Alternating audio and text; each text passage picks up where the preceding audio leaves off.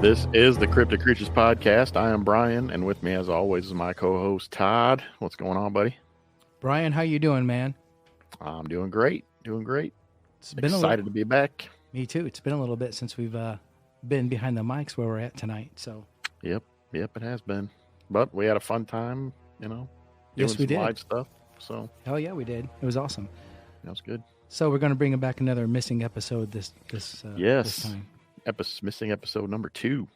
So this ought to be a good one. A very interesting one. Yeah, we've done a little bit of homework on this and read up a little bit on this. We're going to talk about Tom Messick tonight. That's right. This happened in the Appalachian Mountains again.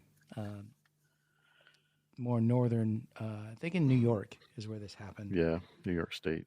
So- Brant Lake, south of Brant Lake. Yeah. You can Google it on the maps if you want to. I did, as always. Yep. So basically, we're doing this missing episode. We talked about the Dennis Martin case. And now we've got another one that we looked up. And this one's interesting to me, more so than the Dennis Martin case, because this guy was a paratrooper. Yeah, he was skilled. This guy had his shit together. He had been hunting all his life, and the weird thing about it was he was out with a group of people, that knew him, and just came missing out of nowhere. Not only did he become missing, but everything that he had on him, his rifle, his walkie-talkie, were gone. Everything was gone. They never found a trace. Any of it. Nope. It's just weird. No blood, no nothing. No blood, no nothing. So, I can paraphrase and read a little bit of this into here so the guests can hear what's going on. November 15th, 2015, Thomas Messick Sr., age 82, an ex-paratrooper, walked into the woods of South Brant Lake in New York State to hunt for deer and was never seen again. No sign of him ever turned up, including a rifle and walkie-talkie, despite a large search of the area. FBI was even involved in the investigation. This is a strange, puzzling hunting disappearance. Very. Yeah. They took a trip to Lake George Wild Forest.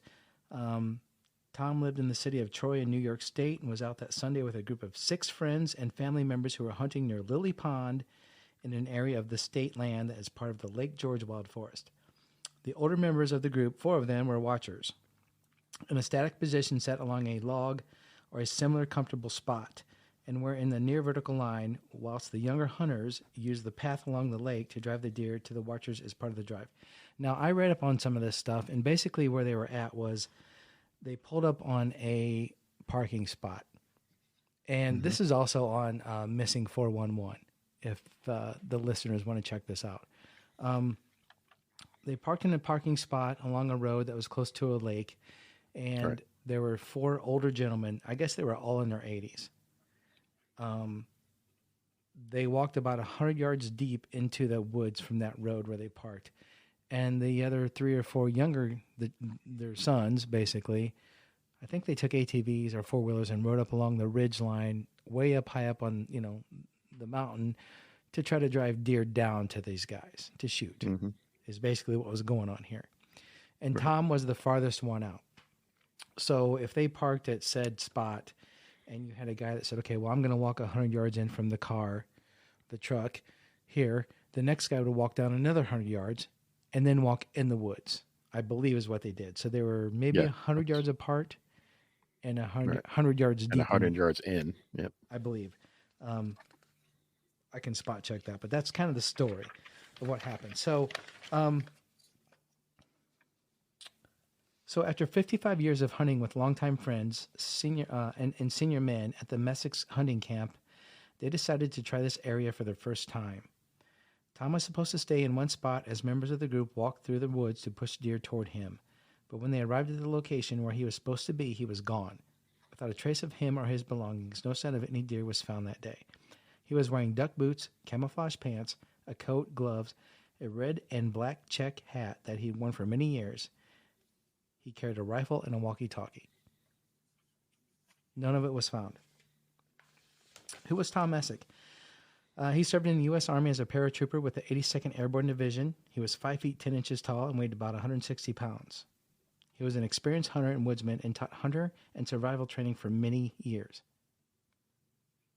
Did you catch that? Hunter and survival training for many years. You know, so he knew what he was doing. I mean, he's no slouch in the woods. Right. He had some heart problems, lost an eye in an accident with an explosive device in the early 20s. Right. He had poor vision and limited hearing as well. Okay. So he was last seen at 10 a.m. when he did not show up to the agreed upon time where they were done hunting. His friends called the forest rangers and they searched for him from 4:30 until 4:30 p.m. From 4:30 p.m. Until dark around 7 p.m. And at that point, half the group stayed and fired their rifles and honked the car horns to attract Tom to the area. The rest of the men left the scene and reported him missing to the family and authorities. Okay, so let's pause right there and talk about that. Guy goes hunting. He's 82 years old. He's a paratrooper. He served in the Army. Right. He taught hunter and survival skills. Right. So what's the first thing you think? It's not like he just wandered off into the woods and got lost and they never found him. Right. He knew what he was doing. Right. So what do you think? I mean, do you think his 3 older buddies who he's known all of his life and they're 80-some years old and then their sons did something to him and killed him and buried him? No. Why? Why would they? Why would they take? By all accounts, everybody loved this guy. All these people were in on killing this guy. Was he that bad of a person? No. You know, here's how we're going to get Tom. We're going to take him on a hunting trip, and there's going to be 7 of us going to get involved in this. Yeah, so there's no way. This guy comes up missing, and there's nothing left of him. And they search, Brian. They search for him for days. Yeah. And they do not find this guy. They can't find this guy. A survival guy. What's up with that? Well, I mean, it could have been a number of things. We're going to rule out wild animal attack because there was no blood. I mean, all of his stuff would have still been there, scattered around. There would have been shreds of clothing, something to show that he was attacked by a bear or a mountain lion or whatever. But there was nothing there.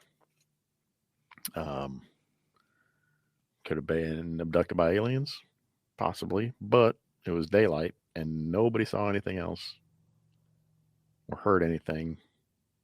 So that kind of rules that out. Could it have been Bigfoot? Some sort of cryptid creature? Bigfoot? Could have been a Sasquatch. Could have been a... I mean... that really is the only conclusion you can come to. Here's what I mean. Just in this brief moment that we're talking about this and what we've laid out here in this episode is for someone like this guy to come up missing like that, being around that many people, being experienced as he was, something happened to him. Right. He didn't just decide, I'm 82. I haven't had sight in one eye for a long time. Yeah. I'm just going to disappear. I'm just going to wander off in the woods and never come back. Yeah. Yeah, I can't see that happening either.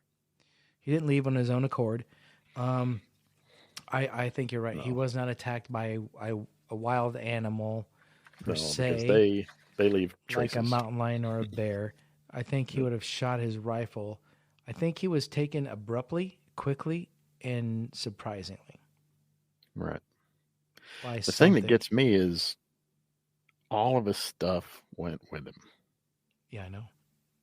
That's the amazing thing. They never found not even a candy bar wrapper.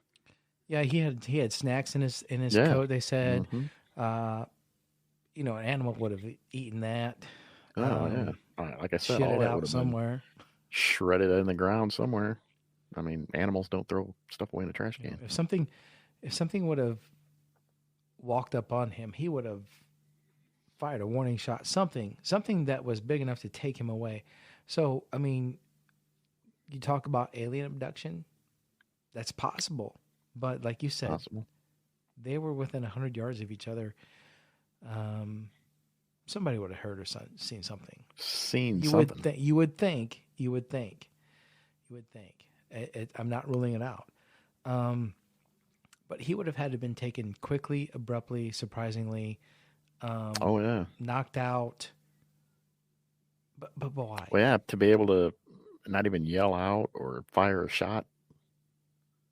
Right. He's just he taught survival, hunting and survival skills. Why would Right. he not give a warning? He was totally taken by surprise by whatever Mm-hmm. caused his disappearance and had not time to react somehow, some way. Which means he could have been knocked out.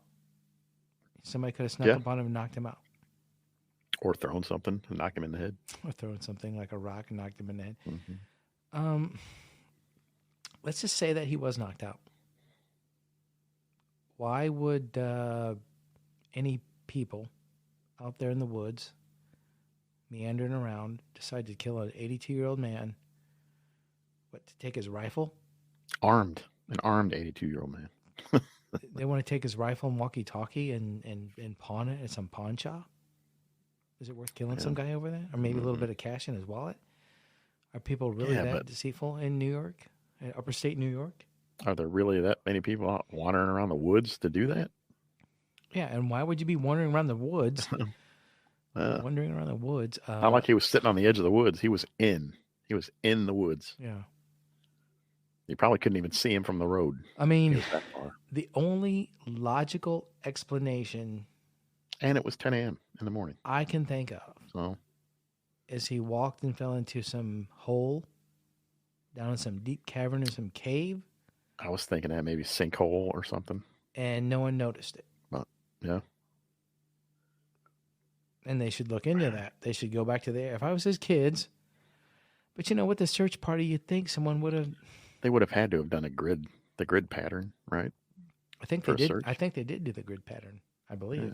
So I should read more into this. I haven't gotten too much farther, but I know this one took us by surprise because we were supposed to have a guest and they canceled. So yeah, it's all right. No big deal. here we are. We need to do. We've been wanting to do this show, so we're doing this show. That's right. We've been wanting to talk about Tom. It says more than 15 agencies were involved, including the DEC, Forest Rangers, Canine Police Unit, police officers, FBI, Quick Response Team, State Police Special Operations Response Team. So they loaded up on this one too, because they knew. Yeah. They knew that Tom should not be missing. At least not without a trace.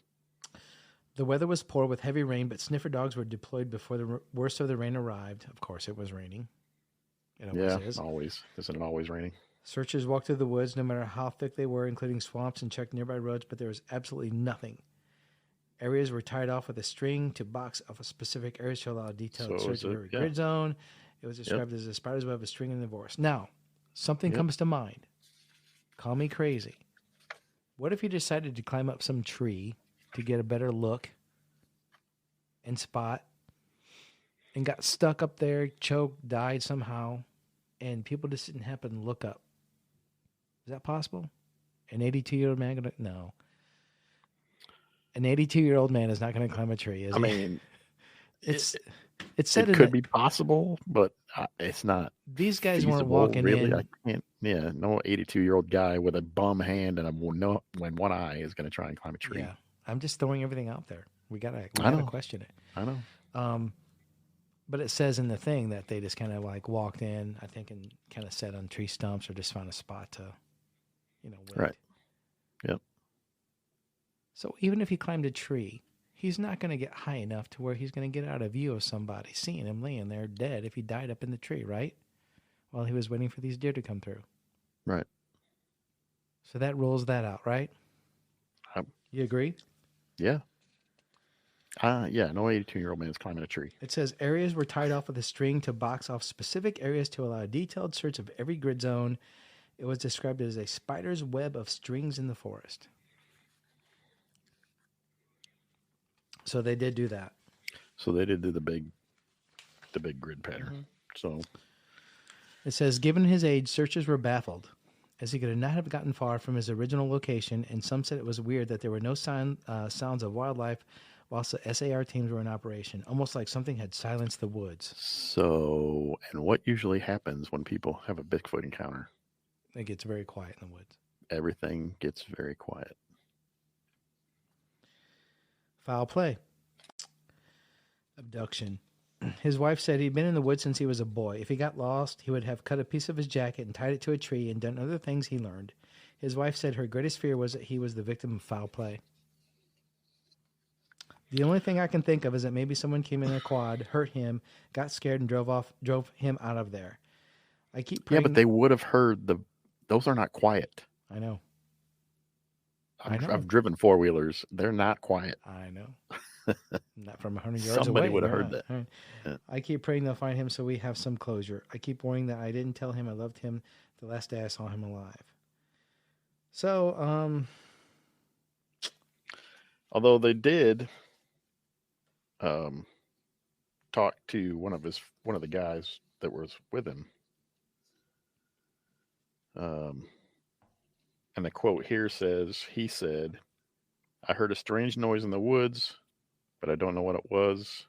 Just a different noise from what I usually hear, you know." Mm-hmm. So, a grunt, a howl, a growl. It says, and then he says, the interviewer says, like what? And he said, it'd be hard to explain but it was different. Something different than I never heard before in the woods. I just can't say what it was, And then the interviewer says, how long a duration was it? Was it 2 or 3 seconds? And the guy says, no, it's just whatever it is, He didn't want And I actually watched this, and the guy talking was very upset when he was saying all this. So, and very dumbfounded. Like he wanted to say, but he couldn't say, Like he didn't want to relive what he heard, and right, or he didn't want to come out and say it was Bigfoot. Yeah, because then people would have been like, you're crazy. That's what he looked like when he was on the interview. Well, I mean, let's say it was a Bigfoot. Let's say it was a couple Bigfoot. Let's say that they threw a rock, hit him in the head, knocked him out, went and checked him out, saw they had a rifle because they hate rifles. We know this. We've heard this on plenty of interviews. Fans of And guns. they took him and his shit and his rifle. And who knows what they did with him? I don't know. Is that possible? Because if that is the case, then they knew there were other people there in the woods with him. So of course they're going to be quieter. Here's the thing. Whatever the reason that Tom Messick came up missing, there was some kind of intelligence involved. Oh, sure. For sure. Other than But him. I think we know that Sasquatch are way smarter than people give them credit for. They are. I mean, it's possible. Mm-hmm. Explain to me what happened then. I mean, you want to talk alien abduction? It's possible that a UFO came down and grabbed Tom and took him. If not a UFO, maybe a portal. But if you believe in those, Tom being Tom, if he was lost, he's smart enough to say, stop. Just stay where you're at. They'll find me. Right. If I keep walking, I could take myself farther away from them. If I just stop here, right. If I'm disoriented and I walk away, unless some kind of Alzheimer's or something came up on him out of nowhere, which doesn't happen. That's a progressive thing. Where the hell did he go? Yep. You're right. I mean, he was a very experienced hunter. He was a teacher of hunters, and he would have stayed where he was. Plus, he had a gun, so he would have fired off a round You're and right. said, "Hey, come find me." He probably had a fire. He probably had a sidearm on him too, knowing him. Probably. I mean, if you're going to leave your family or something like that, if you're going to escape, even at 82 years old, heaven forbid you say, finally, one day I'm done. At 82 years old, Yeah. you go on a hunting trip by yourself, don't you? Especially after going through everything you went through. You don't go on a hunting trip with 7 other people and then go, oh, I'm just going to collect No, myself. no. You just go, I'm going out for a little while. Maybe I'm going fishing or something. We're not geniuses to say, oh, foul play is involved here. So it goes back to, could have been human. Yeah. How do you Shit, absolutely could have. How do you rule out human in this scenario? But how are they getting out of there so fast without being seen? I mean, it's possible. I suppose they could have parked somewhere else and made it out a different way. I mean, what if somebody was broke down on the road and was like, "Hey, I need some help," and Tom walked out to the road to check him out, and they said, "Hey, let's kill him. Take his gun." Could have been a couple. Could have been a couple escapees. Needed a rifle. Needed a gun to do what they wanted to do. I mean, yeah, but eventually we they can't would have rule found this out. We they can't would rule have- this out, right? Eventually, they would have found that gun if it was human, because it would have turned back up. Especially if it was escapees, they always get caught if they had that gun on them. No, I mean, I'm just thinking things through here, trying to, I don't want to pinpoint probable. that it is. It's probable. We're not doing. We don't do these missing cases because we feel like it's because of Bigfoot killed somebody or the Dogman killed somebody. I mean, right. But they lead to that. They lead to more of those things, cryptid kind of things. It really does. I mean, just you can almost rule out humans to a point. Really, I mean, to a point you can, because nobody else saw those guys on the road if that was the case. And why would they have just hollered in for Tom? They wouldn't have seen him. Why is somebody going to pull in there where they were at remotely? He's 100 yards in.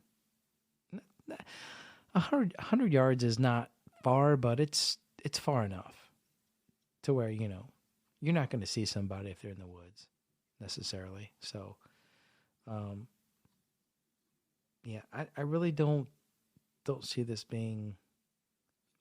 I mean, I see it being more foul play from the family than I do someone just showing up abruptly out of nowhere and going, "Oh, let's kill this guy, take his rifle and his walkie-talkie, and his Snickers bar in his pocket and his $7."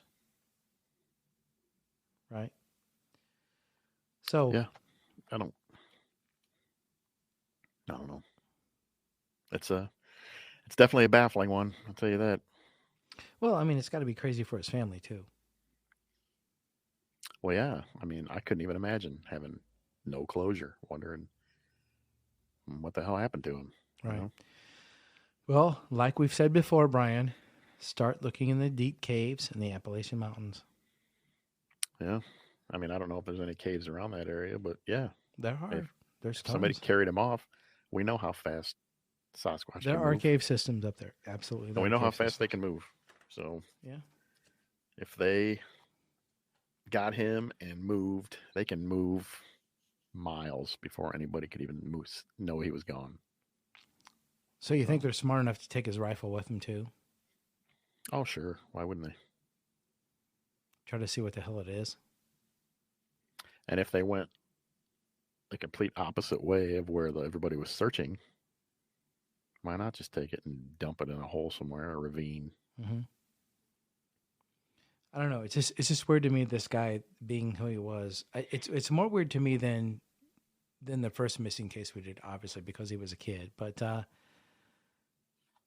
it just goes to show you. I mean, no matter what you think, who you are, when you go out in these woods and stuff like that, you're vulnerable.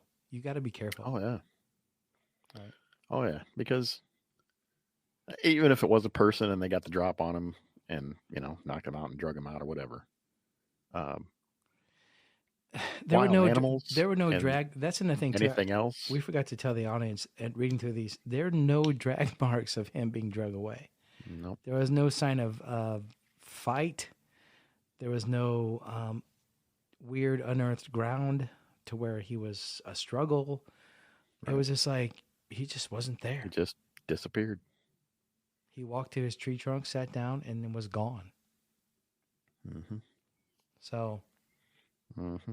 aliens, I don't know. Bigfoot, Mm-hmm. I don't I know. don't know. This But- is for you all to listen,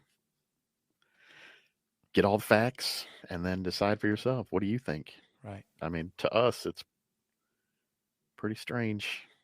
Pretty strange. Well, for people to come up missing in the Appalachian Mountains period is weird, kind of, sort of, but there's more and more of these things showing up. Right. Or the more you look into it, the more we're seeing. So we'll keep this episode rolling as far as the missing thing goes, and keep talking about this stuff. And if anyone has anything out there that Oh yeah. they know anything or can share anything about this or have heard anything about this, please do. Please do. Yeah, we'll definitely keep talking about this. We're not gonna just let this die. Share on our Facebook page, our Instagram page, Yep. all that good stuff. So, And maybe somebody out there knows something. You know, maybe who knows? Maybe. We're just Like they trying to, usually say, you know, when it comes to missing persons, maybe somebody out there knows something. maybe. I just don't see his buddies. You know, they were all in their 80s. Yeah, there's no way they. Everybody, by all accounts, everybody loved that guy. He was a great guy. Yeah. So They interviewed his kid, talked to his kid. I mean, he was one of the pushers. mm-hmm. Yep. You know, Talked to all the guys that were there. I mean, just imagine the It's just imagine the panic that you would go through if you know, that was your dad. It's like you're looking for him all night long. You can't find him. Where the hell is he? yeah. Where did he go? Why is he so far away from where he should have been? He knew what he was doing. Why did he walk 2, 3, 4 miles away from this place? Because that's where we've searched and we can't find anything. Even if he got disoriented and just walked off, we would have caught up to him somehow, some way. We'd have seen footprints, something, some kind of sign.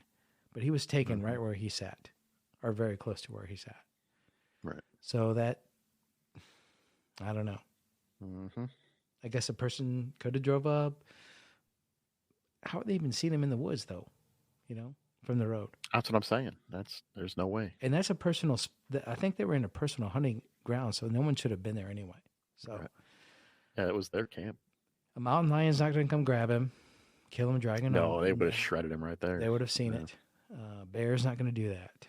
No. Something more intelligent had something to do with this man And leaving strong. his area with no sign. Yeah. So And strong. if you guys have any comments about it, leave us a message on this. Yeah, if you want to know, I mean, if you have any ideas, if you're an amateur detective, you can always get us on our email at info@cryptocreatures.co. Right. This one baffles me. It really does. It does. I mean, this is a true missing persons mystery. I mean, this is wild. If we solve one of these cases, if we help solve one of these cases, we're getting somewhere. But, you know, that'd be awesome. like I always said, At least to give the families some kind of closure, you know. these missing persons come up in the Appalachian Mountain Range, and we've got to get in there and look at these cave systems, man. We've got to. On that note, we will be done with this episode, and we thank everyone for listening. We appreciate it. If you want to go and check out our Facebook and Instagram page, we are out there. If you want to be a member, you can join our membership now. We have different tiers where you can become a member, get some merchandise and discounts off merchandise and some free episodes. So thanks, Brian, for setting that up, man. Yeah, no problem. That was fun. At least we got it done and out there. Hell yeah. So anyway, take care, guys, and we appreciate it. Brian, thanks again. Right on, man. Until next episode. Yep. All right. We'll see you, man.